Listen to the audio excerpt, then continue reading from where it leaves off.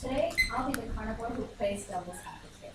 Can I get a show of hands from the audience who loves meat? Myself included. Yes, that's right. I was expecting a pretty large number, and you don't have to be ashamed of that. I know we all love meat, but then in some ways, like media likes to portray it as cruel, inhumane, or that it goes against animal and human rights. And while all of that is true, it's not a strong argument for us to change our diets. According to David DeGrazia's book, Animal Rights, he focuses on the key points of animal psychology, decades in animal husbandry, and how it connects with cruelty in today's meat industry. The only flaw with this source is the fact that it doesn't apply to all of us. Not many of us are triggered by cruelty or slaughter. But what if I could change that? What if I told you your burger patty was trimmed with fecal matter, antibiotics, and tainted with E. coli? Does it stimulate a change? No. What if I told you that 51% of the world's water consumption is caused by the cattle industry of America, or that 91% of the Amazonian forest is actually destroyed by the cattle industry? According to Robert Goodwin, in the World Bank Group, 51% of atmospheric change in our atmosphere caused by humans is actually done by the cattle industry.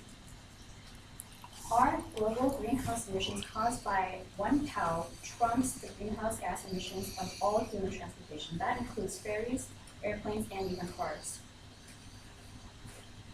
While I was more interested in the idea of Amazonian forests and how deforestation relates to the cattle industry, I came across this article by National Geographic, and it provides an insight on Dorothy Stang.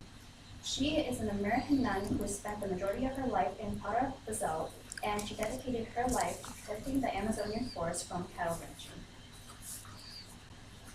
On February 12, 2005, two representatives hired two gunmen to confront her at her home, and she did not back down during the legal act, and she was shot.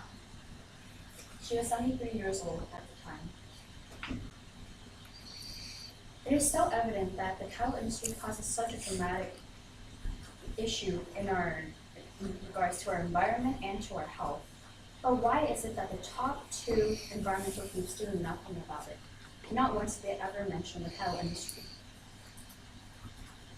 According to Dr. Smith and Professor Morados, these groups are actually businesses. Since they are nonprofit, they get all their funds from not the government, but from us.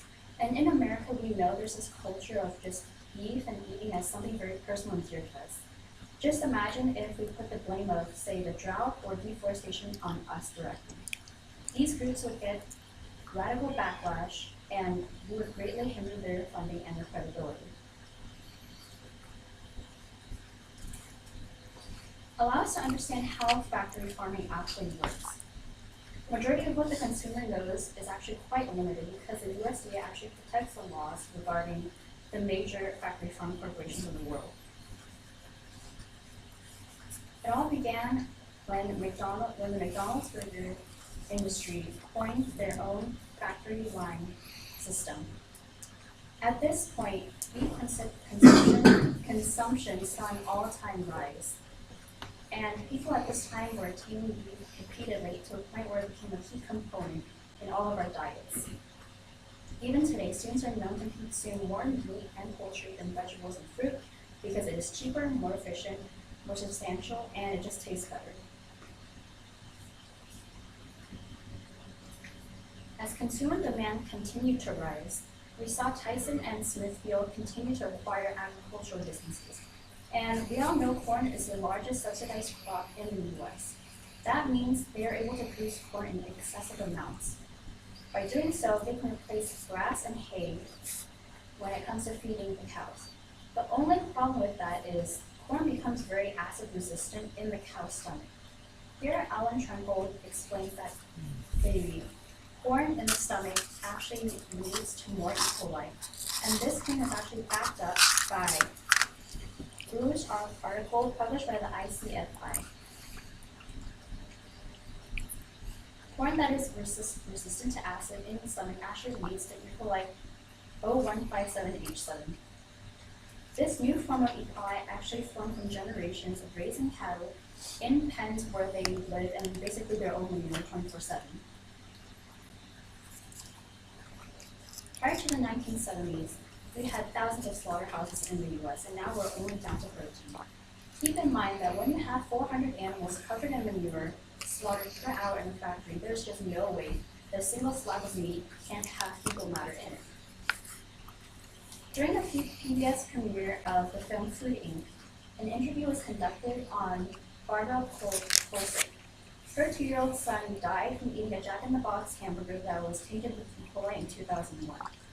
After years of failed attempts to sue the companies who were known to churn out tainted beef, Barbara dedicated her entire life to promoting the Kevin's Law, which is also formally known as the Meat and Poultry Pathogen Reduction Act by the Senators Dick Durbin and Hillary Clinton.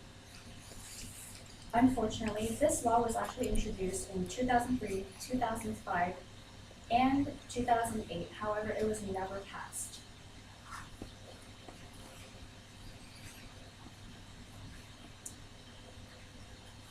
What can we do? We ask ourselves this question all the time. In fact, it seems that since these corporations are so large, there's nothing that a consumer can do because we are subject to buying cheap products, products that are covered in sugar, products that are controlled by the corn subsidy. So where's the best choice for us? We can always believe that foodborne illness will never occur to us, just like Kevin. But just a few weeks ago, I had food poisoning from eating boba ice cream. True story. It's been years since boba has had a serious salmonella or listeria outbreak. And all my friends were eating it, and I didn't think I could possibly contract an illness from it. I don't have a sensitive stomach. I've never had food poisoning within the past 3 years, but it happens.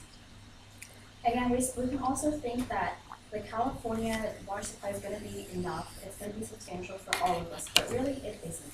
We are all Pepperdine students, and we all have to live with the severity of the drought here. And why aren't we making a change right now? Do we have to wait till the day where we drink recycled water to actually complain about it? And so, what are the solutions? You can start from square one. Just consume less beef and dairy. Again, these corporations profit off of our demand. And so if we keep consuming beef and demanding it, they're going to keep trimming it out, and their mass productions are just going to grow. However, you want your voice to be heard at a national level, so I highly encourage you to participate in following petitions. Stop eating meat and heal our planet, as well as to petition the cruelty in the Harris Ranch of Central California. But more importantly, I want you to sign the one on the far right, petition to Congress to revive Kevin's Law. Kevin's Law is crucial because it is the one law that can potentially revolutionize the beef industry. When the USDA finally has control over Tyson, Smithfield, IEP, or Cargill, we can revolutionize the way our health is perceived and the way our environment is finally perceived. Right now,